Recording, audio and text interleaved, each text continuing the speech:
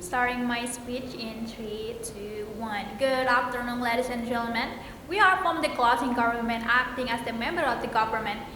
We'll explain you more about the impoverishment and why we should stand with today's motion is this house would impoverish corruptors. So before jumping into our argument, we would like to rebuttal 4 points from the opposite of the house that I already stated. So the opposite of the house mentioned the first thing is about the impoverishment is making more burden to the state because the state need to take care of them as a low class people. So we from the government side want you to think, wouldn't the corruption itself is also a burden to the state, which we believe that the corruption is making more burden to the state rather than having this corruptor deserve what they have done, which is to impoverish them. So by having a corruption more burden to us because it is affecting the economy to the state, and it is also taking away the rights of the people who actually needed this money, but this corruptor is taking away those money for their own benefits. So we want you the other side of the house to think about that corruption is more burden to the state. So the second point is that the other side of the house is talking about the innocent family gets affected by the impoverishment. And then we from the government side truly against this because we believe that those family actually not innocent.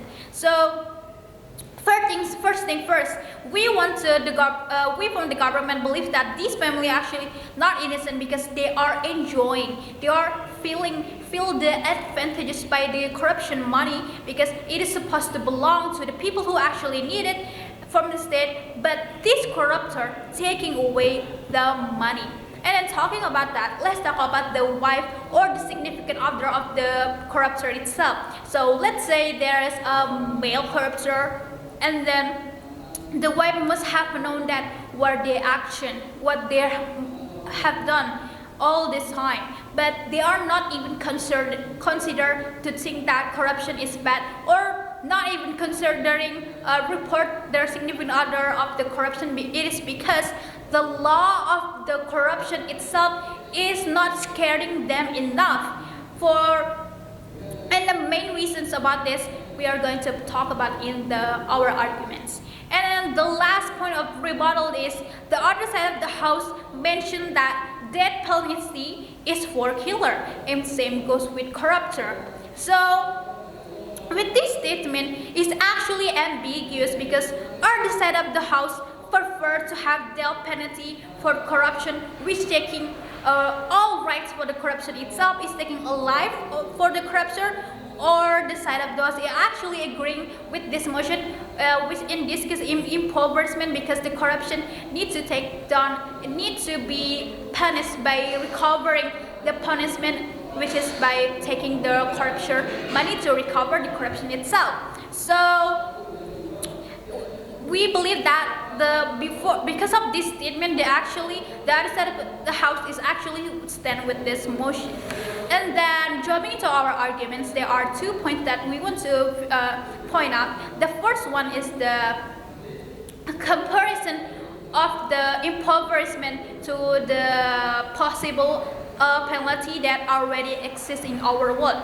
There are jail time and death penalty. So jail time is only forcing the corruptor to serve a certain amount of years in jail and only pay amount of bill to pay rather than with the impoverishment we actually taking those money from the corruptor to recover the corruption itself. And then the death penalty only focusing on the actor of the corruptions, which it is not only limiting to certain amount of access, is only taking away their lives, which why the impoverishment is better rather than this jail time and the death penalty because it has wider effects. It is affecting their families one because what they have done for the corruption for the state, it is it is not beneficial to them. It is also hurting their family, and we want to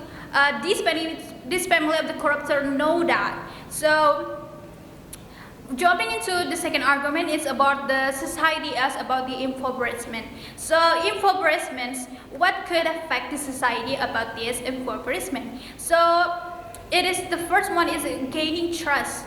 Gaining the people trust of the country that the government actually handle the corruption really well, really transparent to the world, and handle them clearly, which is actually benefiting the public. So the society would eventually know that these corruption get what they have deserved, and the punishment is really harsh because of it, and is affecting the people of the country will not consider the corruption itself. So it is like the social punishment for the corruptor, and that is why we should stand on today's motion. So we want to reconclude of these arguments and that I've talking before. So the main point of the impoverishment is about the punishment that already exists in our world. It is not enough for them because it is only focusing on the actual Islam rather than corruption. Is as we know that they have many connections because of the corruption itself, and that is why all the corruption should be punished too. So that is why the impoverishment is better than jail time at that time, and then it's open to the society eyes. It is open to the future corruptions. Would ever consider corruption because of this punishment?